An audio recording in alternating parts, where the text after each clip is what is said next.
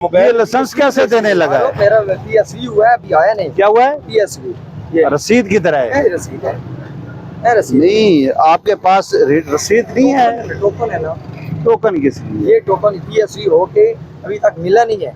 आप ये अपनी रसीद जो आपको मिली है वहाँ से लाइसेंसिंग ब्रांच से वो रसीद परमिट इसका दिखाए। अच्छा वो बताएं, जो गैस भरता था उसकी क्या सूरत हाल है?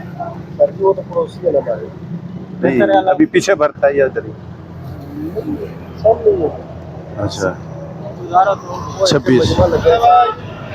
चलो उधर आया, लाइसेंस ले आए फिर करते हैं। हाँ, ये हम आपका परमिट लेके जा रहे हैं, आपको हैवी फाइन देंगे जो आपकी गाड़ी रोड पे खड़ी है। 4-5 हजार फाइन रोड पे, नहीं तो पर्चा होगा। आपका काम है अंदर अड्डे में ले जाएं। जब अड्डे में ही वर्कशॉप पे हैं, जब खोलनी आपने अड्डे में है तो इधर खड़ी करने का मकसद। अच्छा, चेक किधर कराना है? काम अड्डे में होना है। ये देखो, काम इनका अड्डे में होना है और चेक किधर करानी है। जिसने चेक करनी है उधर ही जाके चेक कर लेना, उधर ही चेक कराएं।